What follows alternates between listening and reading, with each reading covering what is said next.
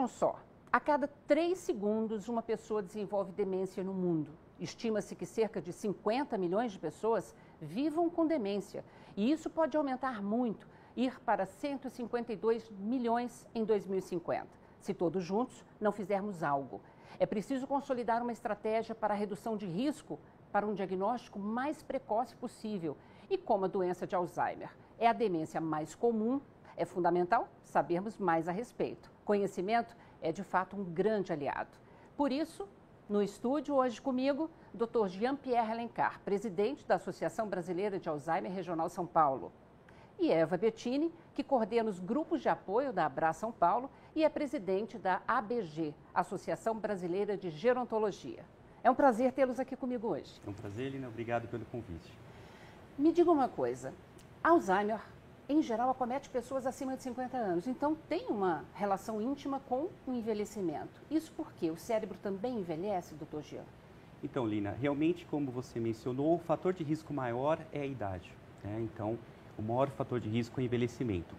O cérebro é um órgão muito interessante, né? Ele ocupa aí apenas 2% aí do nosso corpo, porém ele ocupa 25% dos gastos energéticos, né?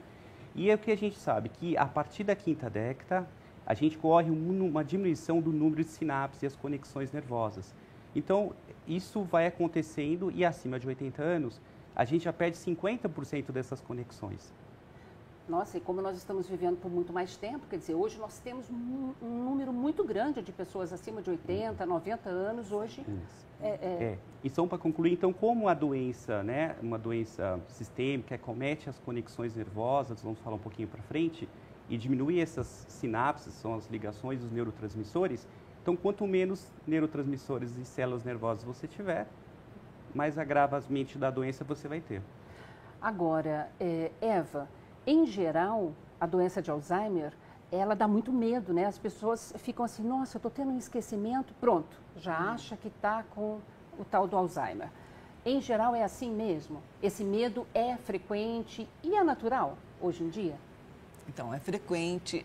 O que acontece, em geral, é que as pessoas, principalmente as pessoas que já têm alguém na família que foi acometida da demência, dessa demência do tipo Alzheimer, os familiares têm medo deles mesmos, a questão da hereditariedade, e todo mundo que está no entorno também. Então, o medo, às vezes, é um dos fatores que mais causa problemas na família mesmo, até no relacionamento. E isso porque a hereditariedade é, de fato, um fator de risco para a doença? Então, nós temos 2 tipos, Guina. Assim, nós temos a demência precoce, de Alzheimer precoce, né?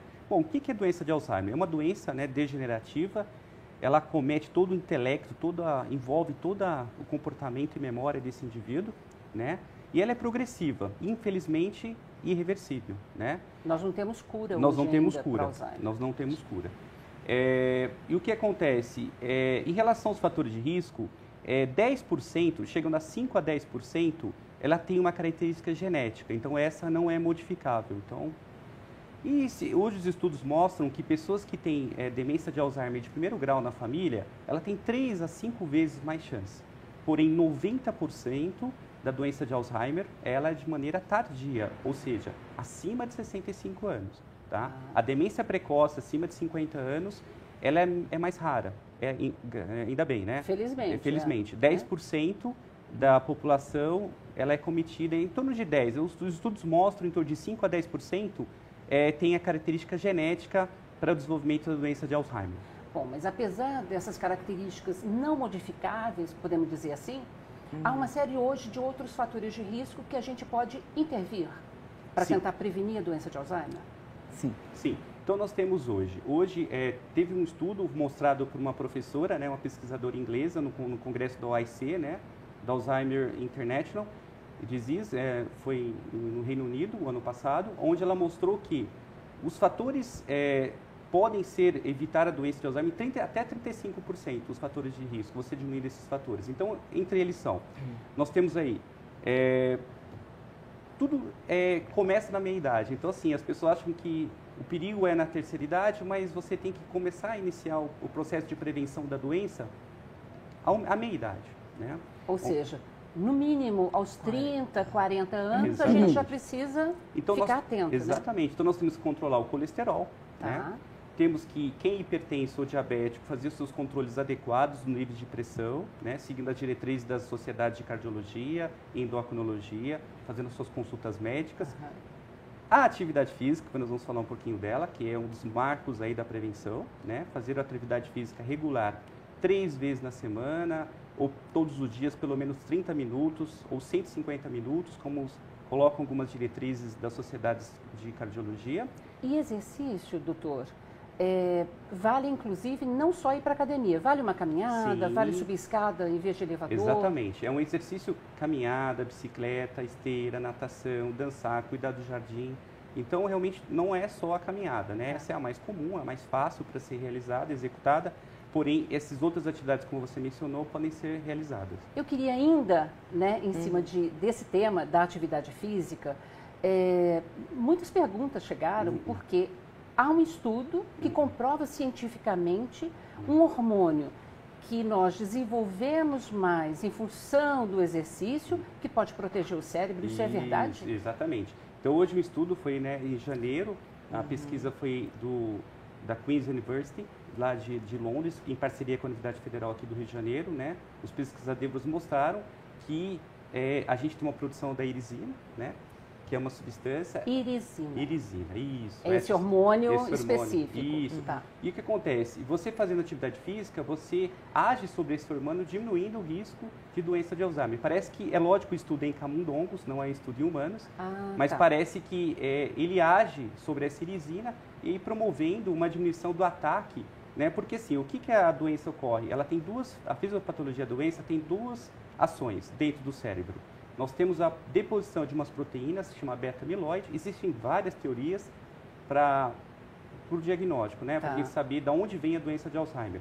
Mas uma delas, a mais aceita hoje pelas entidades mundiais, é essa presença dessa proteína beta-amiloide, que ela vai danificando e matando essas conexões nervosas. E a gente tem ainda os emaranhados neurofibrilares, que é uma outra proteína tal, que a gente não sabe por que ela vai ocorrendo uma neurotoxicidade dentro da célula nervosa e vai matando esses neurônios, né? Tá. Então, a gente vê o que?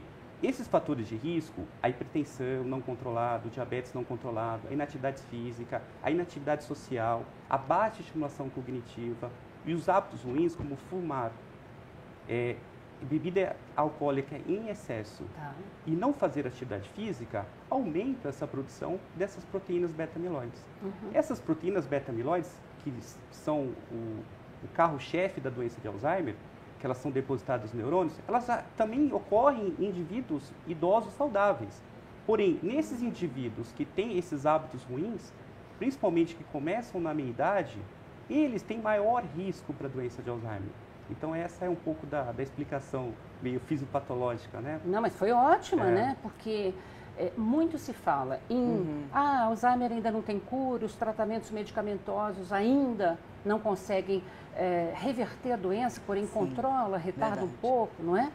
Mas os fatores modificáveis é o que você, inclusive, Eva, deve bater muito, né, nos grupos de apoio da Abras. A Abras, quando ela foi fundada, foi com esse objetivo, porque as pessoas que tinham familiares acometidos da demência não tinham um local para se reunir, para conversar, para trocar experiências. Então, a Abras foi fundada com esse objetivo, de apoiar as famílias e os próprios pacientes que quisessem participar no começo, né, da manifestação da doença, e se encontrando periodicamente para poder conversar sobre isso, trocar informações sobre novos tratamentos e coisas desse tipo. Então, a Abras hoje, ela tem uma rede, né, no Brasil inteiro e em São Paulo especificamente é um dos estados que tem mais grupos de apoio. E não sei se é isso, só essa questão que era isso. Perfeito. Tá. Até porque a troca de informações em todos os estágios, vamos dizer assim, da evolução da doença, ela é de fundamental importância, né? Sim. Então, Lina, a gente percebe quando é feito o diagnóstico, né, e é passado para a família, realmente é assustador, né? A família, ela fica assim em pé, ela não sabe para onde ela vai, para que lado ela toma, quais medidas a tomar. A Abras vem nesse sentido de apoio a essas famílias. Mas assim, o que a gente sabe que a doença, na verdade, pelas atualizações, ela tem 4 fases, né? A gente tem uma fase inicial, uma fase mediana, né? E uma intermediária e um estádio mais de terminalidade. A fase inicial, o grande problema do diagnóstico é esse, é que os esquecimentos são muito corriqueiros, né? Então, a memória recente é onde essas proteínas, esse ataque neurotóxico que ocorre, geralmente ela ocorre na memória recente, no início. Vamos aproveitar e já passar um alerta, né, para o nosso telespectador.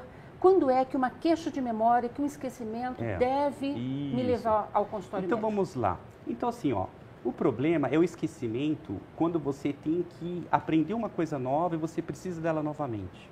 Esse é o esquecimento que você tem que tomar cuidado. Aquele esquecimento de você falar, nossa, não lembro o nome dessa atriz.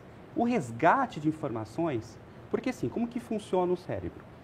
Nós temos os núcleos de Miner, onde a gente pega a primeira informação, aquela que você acabou de pegar o nome de uma pessoa.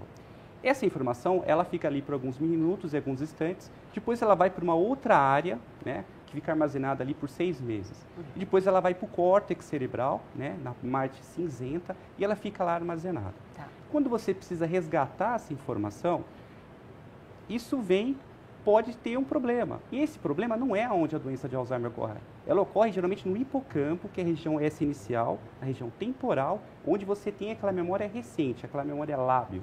Tá? Outra coisa que é muito comum, você está fazendo uma conversa e de repente você atende um telefone. Você vai conversar de novo com a pessoa, você fala, nossa, o que eu estava falando? Essa desatenção também não é problema, porque também é numa outra área cerebral, geralmente ansiedade, estresse, preocupação, porque hoje a depressão a gente sabe que é um segundo fator de risco mais importante. Então, tratar a depressão, os distúrbios de ansiedade, parece que a depressão ao longo dos anos não tratada, ela vai ocorrendo modificações neuroanatômicas no cérebro. Isso favorece essa produção dessas proteínas beta-amiloide. Perfeito. Nós voltamos daqui a pouquinho para a gente continuar conversando e passando mais informações úteis sobre Alzheimer, tá bom? Não saia daí, a gente volta já já.